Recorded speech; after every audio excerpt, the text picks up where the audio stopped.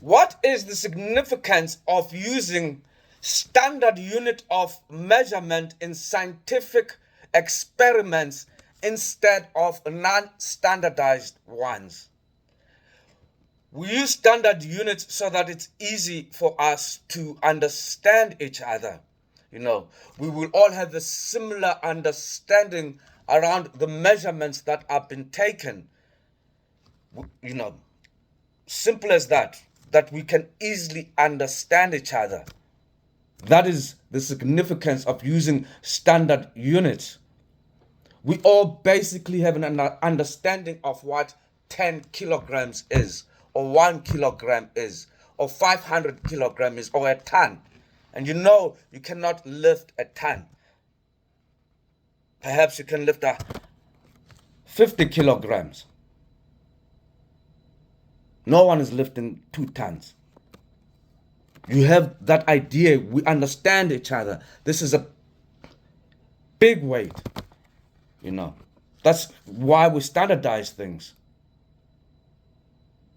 So that, sometimes you have to exchange things. Some people use pounds. So, you multiply it by so much. But if you are doing experiments consistently, that changing between, say, kilograms and pounds shouldn't be a problem, because you understand automatically what you multiply it by. Just the same with temperature. We all understand what frozen is. This is frozen. 0 degrees Celsius. But it's 32 degrees Celsius degrees Fahrenheit when something freezes when you use Fahrenheit. This is a more complicated exchange, because 32 degrees Celsius is 90 degrees Fahrenheit. You understand? You start multiplying and adding. It just makes it easier to talk. So if I understand Fahrenheit and you tell me it's 0 degrees Celsius,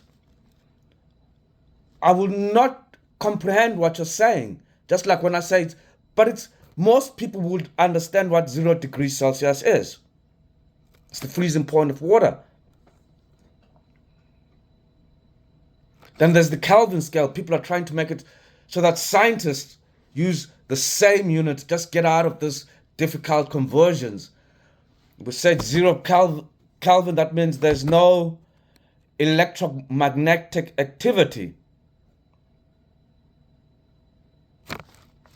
That's 0 Kelvin. Then things start getting hotter and hotter. And then we have distance, a kilometer. We understand a kilometer. We understand, 1,000 kilometers, that's pretty far. 600 miles is pretty far.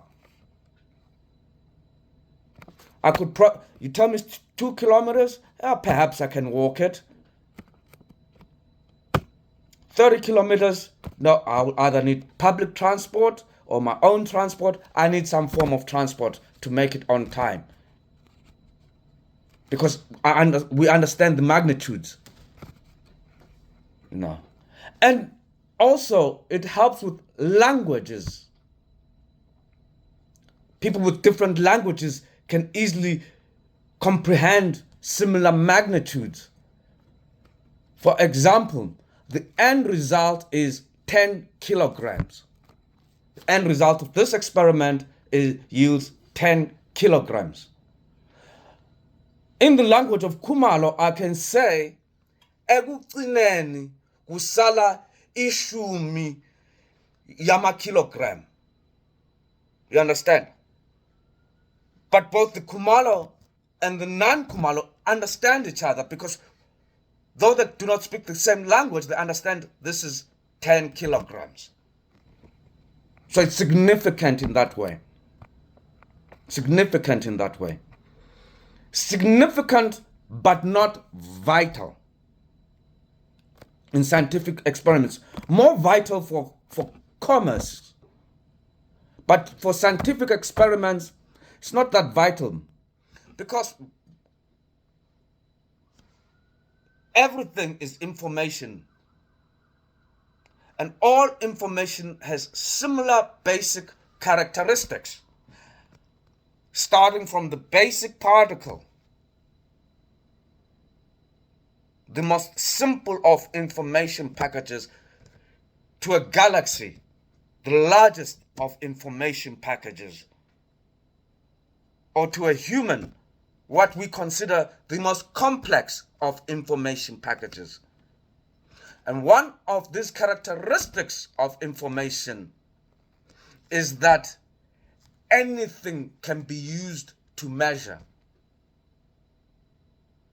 Anything can be used to measure. So what is vital and is the formulas showing the relationships. That is what is vital.